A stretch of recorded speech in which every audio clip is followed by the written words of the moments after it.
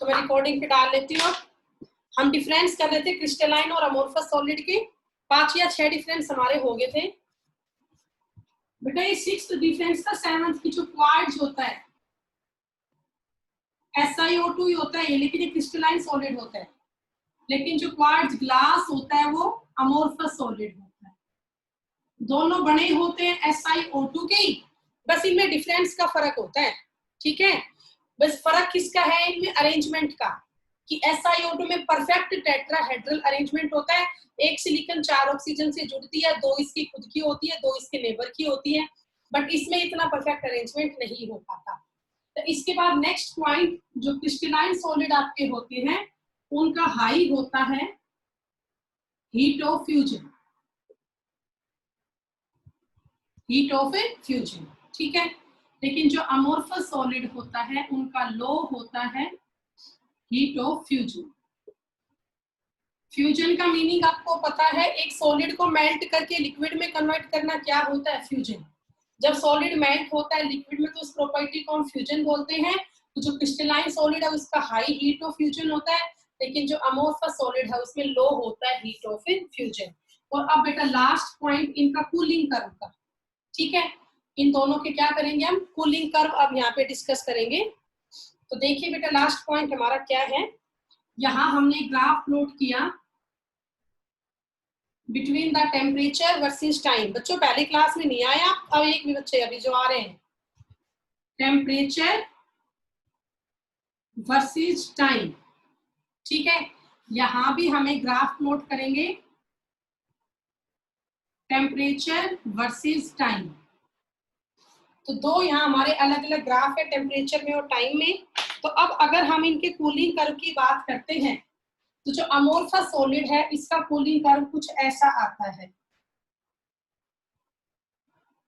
इस तरह का आपका कूलिंग कर्व होता है क्रिस्टल अमोर्फस सॉलिड का। लगातार टेम्परेचर कम होता जा रहा है, ठीक है, तो वो सॉलिड से लिक्विड बनता जा रहा है। लेकिन अगर हम बात करते हैं अमोर्फ क्रिस्टलाइन सॉलिड की, तो बेटा उसका कूलिंग कर्व कुछ ऐसा होता है, पॉइंट ए से बी पे आए, बी से सी तक सीधे गए, फिर ये आया, इसका कुछ ऐसा कूलिंग कर्व होता है। अब हमने मान लिया ये हमारा पॉइंट है ए, ये ए से बी, बी से सी से डी। तो आप क्या कहेंगे, जो ए से बी है आपका क्या घट रहा है? टेम्परेचर कम हो रहा है। ठीक है, तो टेम्परेचर कम होगा तो एक लिक्विड क्या होगा? जमेगा ना, सॉलिड में कन्वर्ट होगा वो। तो क्या कम हो रहा है? टेम्परेचर। तो ए से बी तक, ए से बी तक, पॉइंट ए से बी तक जो आपकी स्टेट थी वो कैसी थी? सॉलिड थी। ए से बी तक स्टेट कैसी थी? सॉलिड थी। फिर आप देखो पॉइंट बी से लेके सी तक टेम्परेचर आपका सेम चल रहा है, पॉइंट बी से लेके सी तक आपका सेम टेम्परेचर है, क्योंकि इस पॉइंट पे प्रोसेस हो रही है सॉलिडिफिकेशन की। बेटा इस पॉइंट पे कौन सी प्रोसेस हो रही है? सॉलिडिफिकेशन की। पॉइंट बी से लेके सी तक एक जो लिक्विड है वो सॉलिड में कन्वर्ट हो रहा है, मतलब यहाँ प्रोसेस हो रही है सॉलिडिफिकेशन की। और एट लास्ट क्या होगा? सी से डी में स्टेट कैसी रहेगी? लिक्विड रहेगी। सी से डी में स्टेट कैसी होगी? लिक्विड, कि जो आपका सारा सॉलिड था वो सॉलिडिफाई होके, सॉरी बेटा मैंने ये उल्टी लिख दिए दोनों, यहाँ पे लिक्विड आएगा, ए से बी में क्या आएगा? लिक्विड, और यहाँ पे सॉलिड आएगा। बेटा लिक्विड जो है वो सॉलिड में कन्वर्ट होगा ना, तो ए से बी पे आपकी लिक्विड स्टेट थी, फिर बी से सी तक आपकी प्रोसेस चली सॉलिडिफिकेशन की, और फिर सी से डी तक आपका क्या हुआ? पूरा सॉलिड बन गया। तो ये बेटा इसके साथ ही आपका टॉपिक पूरा हुआ क्रिस्टलाइन और अमोर्फस सॉलिड का। ठीक है, क्रिस्टलाइन और अमोर्फस सॉलिड का, तो इसे आप कर ले जल्दी से। बेटा अंकित अब और लेना स्क्रीनशॉट एक बार, 2-4 बच्चे देख लेते हैं और कौन आया। ठीक है, तो ये आप कर लो क्रिस्टलाइन सॉलिड और अमोर्फस सॉलिड के डिफरेंस। हाँ भाई हो गए होंगे, लग कर दो बेटा।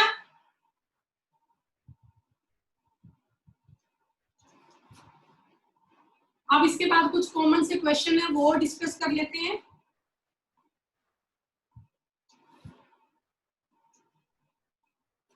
कुछ इंपॉर्टेंट नोट यहाँ पे पॉइंट्स है वो सब हम यहाँ डिस्कस कर लेंगे, तो देखिए ध्यान से। कुछ इंपॉर्टेंट पॉइंट है, इसमें पहला पॉइंट आपका है old window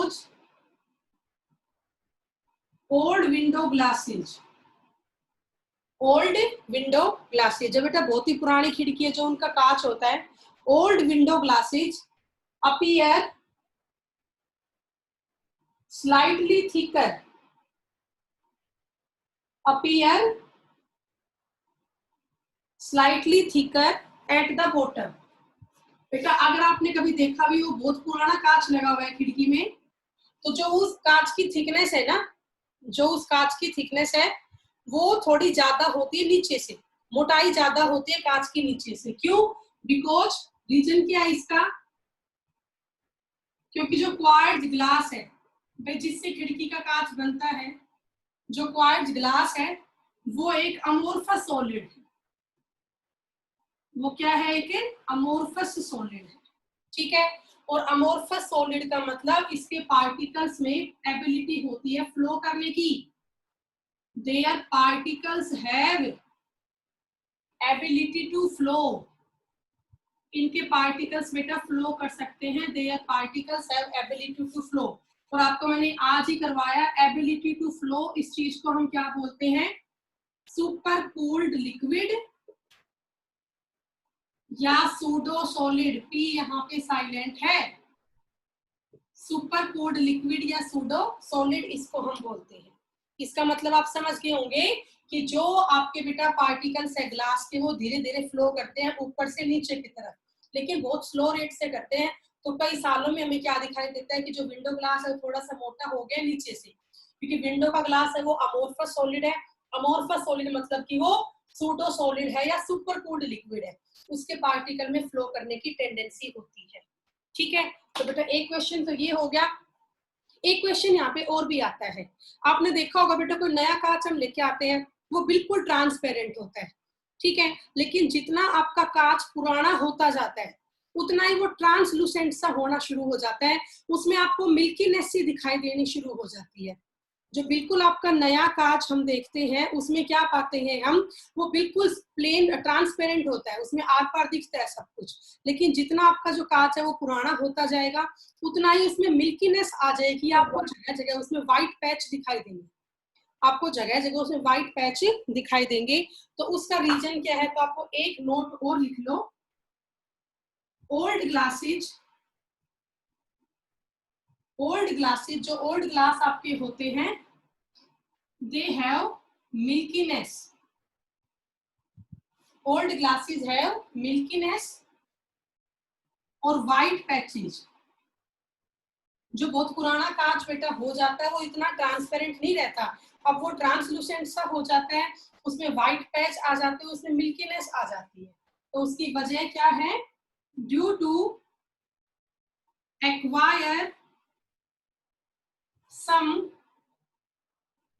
due to acquire some crystalline character,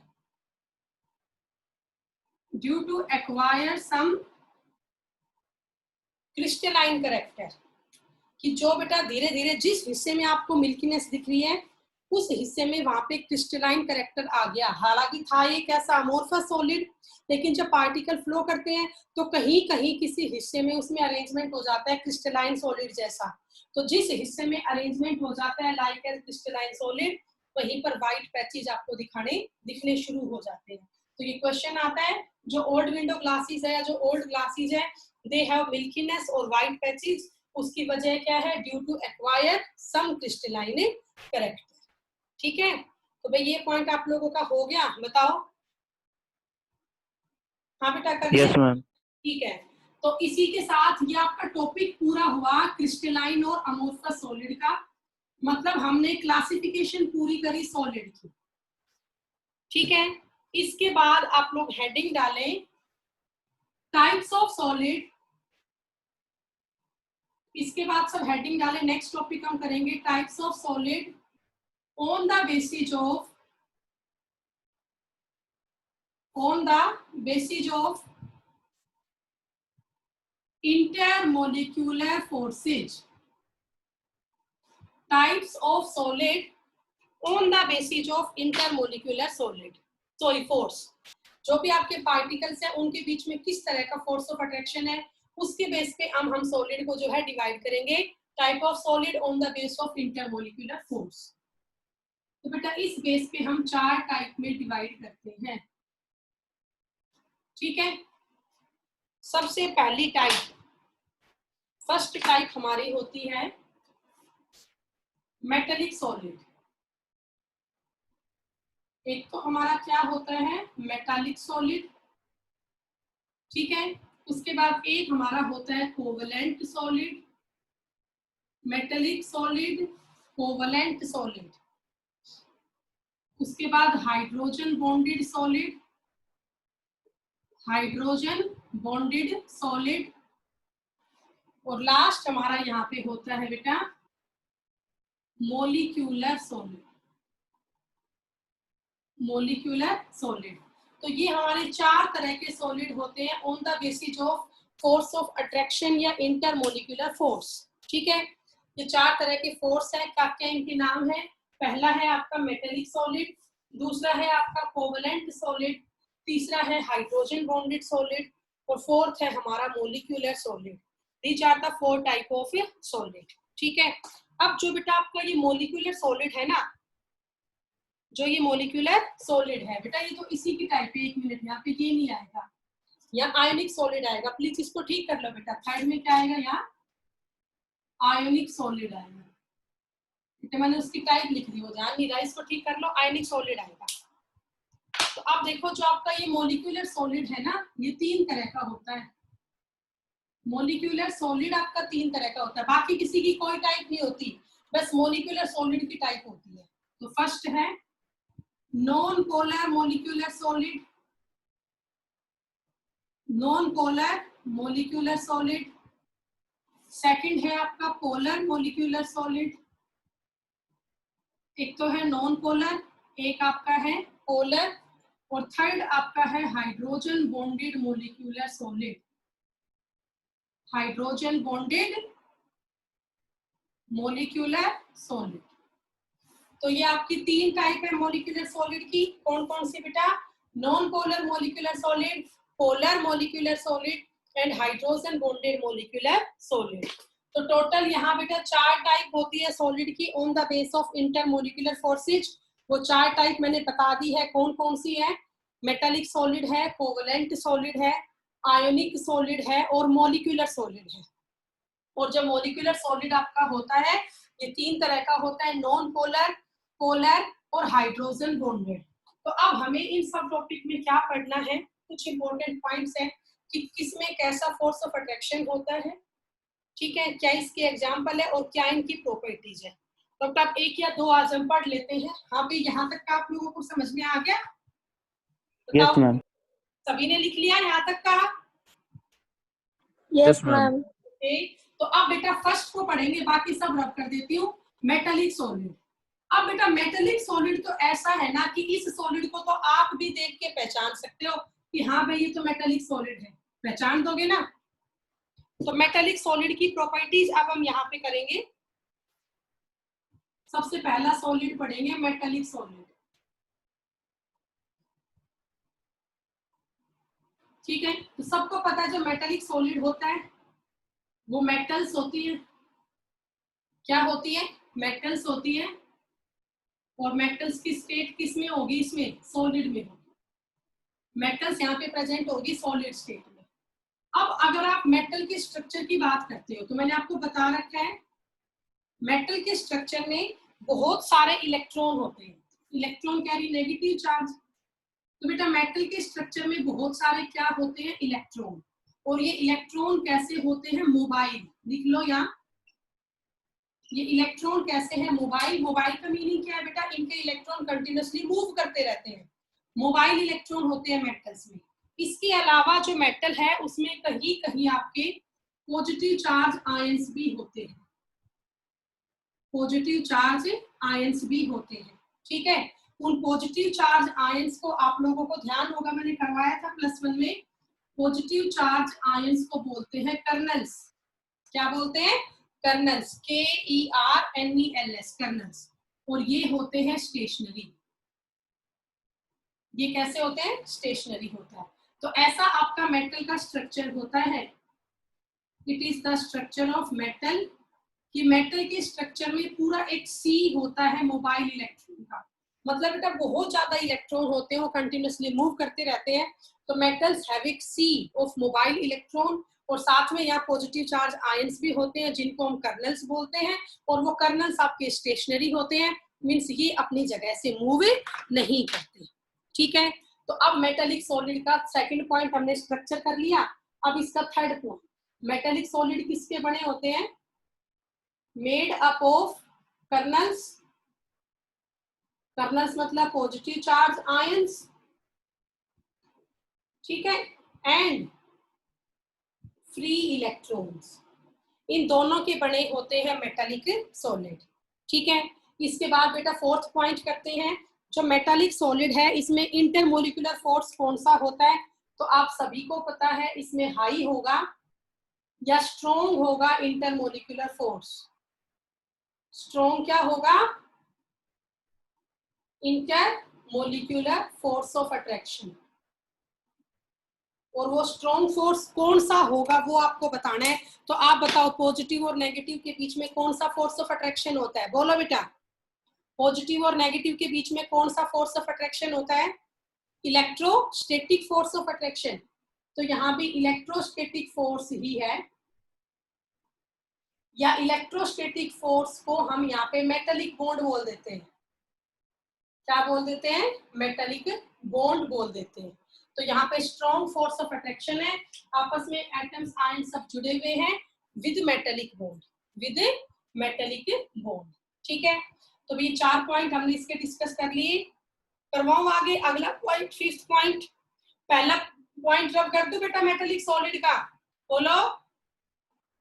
first हो गया आप लोगों का? Yes ma'am. तो मैं अब इसकी नेक्स्ट प्रॉपर्टी यहाँ लिख रही हूँ, फोर्थ तक हो चुके हैं। फिफ्थ प्रॉपर्टी है जो मेटल्स है, दे आर गुड कंडक्टर। आप सबको पता है metals are good conductor of heat and electricity, of heat and electricity. Reason आपको पता है, इसका रीजन क्या है? Why they are good conductor of heat and electricity? तो रीजन आप सबको पता है, due to movement of electron, due to movement of free electron. यहाँ पर जो इलेक्ट्रॉन है वो फ्रीली मूव करते हैं, इसीलिए गुड कंडक्टर होते हैं हीट और इलेक्ट्रिसिटी के। ठीक है, अगला पॉइंट बेटा, हाईली डक्टाइल होते हैं। भाई मेटल का बना है, मेटल तो डक्टाइल भी होती है। आपको पता है ना डक्टाइल का मीनिंग, कि भाई इनके हम वायर बना सकते हैं। हाईली मेलिएबल भी होता है, मेलिएबल का मीनिंग आपको पता होगा, इनसे हम थिन शीट भी बना सकते हैं। ठीक है, हैमरिंग करके। तो ये हाईली डक्टाइल होते हैं और मेलिएबल होते हैं। इसके बाद बेटा नेक्स्ट पॉइंट, बस एक पॉइंट और रह गया, लास्ट पॉइंट सेवंथ, जो मेटालिक सॉलिड आपका होता है। सेवंथ से पहले एग्जाम्पल लिख लो। एग्जाम्पल आप लिख ही लोगे, all type of metal. Metallic solid में सारी क्या आती है? मेटल्स और उनके alloys. All type of metals and their alloys. जैसे मैंने लिख लिया, कॉपर मेटल है, जिंक मेटल है, लेड मेटल है, ब्रास, ब्रास एक एलॉय है, ब्रोंज, ब्रोंज एक एलॉय है। तो अभी मैं आपको 4 टाइप के सॉलिड पढ़ा रही हूँ, उनमें से अगर मैं आपको बताऊं तो सबसे आसान हमारे लिए पहचानना है molecular solid, sorry metallic solid, क्योंकि ये मेटल का बना होता है। अब इसका बेटा आखिरी पॉइंट, जो मेटल है ना, इनकी कंडक्टिविटी घट जाती है। Conductivity of metals decreases, conductivity of metals decreases with increasing temperature। जब हम टेम्परेचर बढ़ाते हैं तो जो मेटल है ना, उनकी कंडक्टिविटी कम हो जाती है। आप लोगों को ध्यान है? किसी को कोई बताएगा रीजन? मैंने करवाया था आपको +1 क्लास में भी, कि मेटल की कंडक्टिविटी कम हो जाती है when we increase the temperature. बेटा अगर टेम्परेचर बढ़ेगा तो हीट एनर्जी बढ़ेगी, उस हीट एनर्जी को ये नेगेटिव और पॉजिटिव आयन कैसे यूज करेंगे? As kinetic energy. तो हीट एनर्जी बढ़ने से जो इलेक्ट्रॉन है, इनका मूवमेंट तो और भी फास्ट हो जाएगा। अब अगर इलेक्ट्रॉन और भी फ्रीली मूव करेंगे तो इसका मतलब तो क्या है? कंडक्टिविटी बढ़नी थी, लेकिन अब एनर्जी इन कर्नल्स की भी बढ़ी है, इनको भी हीट एनर्जी मिल गई है, तो ये भी अपनी जगह से हिलना शुरू कर देंगे। कर्नल्स की भी एनर्जी बेटा बढ़ गई है, अब तक तो स्टेशनरी थे, लेकिन एनर्जी बढ़ने की वजह से इन्होंने भी अपनी जगह से हिलना शुरू कर दिया, इन्होंने वाइब्रेट करना शुरू कर दिया। जब ये अपनी जगह से ऐसे वाइब्रेट करेंगे बार बार, तो ये इलेक्ट्रॉन के रास्ते को रोकेंगे। They resist the path of electron. तो उससे क्या होगा, इलेक्ट्रॉन को प्रॉपर जगह नहीं मिलेगी घूमने के लिए, तो उनका मूवमेंट पहले से कम हो जाएगा, तो कंडक्टिविटी भी कम हो जाएगी। तो रीजन आप लिखोगे, जो कंडक्टिविटी होती है मेटल की, that decreases with increasing temperature because colonel's start vibrating, क्योंकि एनर्जी तो कर्नल्स की भी बढ़ी है ना। Colonel's start vibrating and they resist the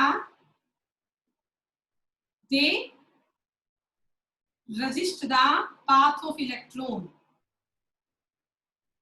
जो बेटा कर्नल्स है वो हिलना शुरू कर देते हैं, वाइब्रेट करना शुरू कर देते हैं, और उससे वो इलेक्ट्रॉन के पाथ को रोक देते हैं। इलेक्ट्रॉन को प्रॉपर जगह नहीं मिल पाती है घूमने के लिए, इसीलिए कंडक्टिविटी क्या होती है मेटल की, डिक्रीज हो जाती है विद द इंक्रीजिंग टेम्परेचर। ठीक है, तो भाई ये आप लोगों का टॉपिक पूरा हुआ मेटालिक सॉलिड का।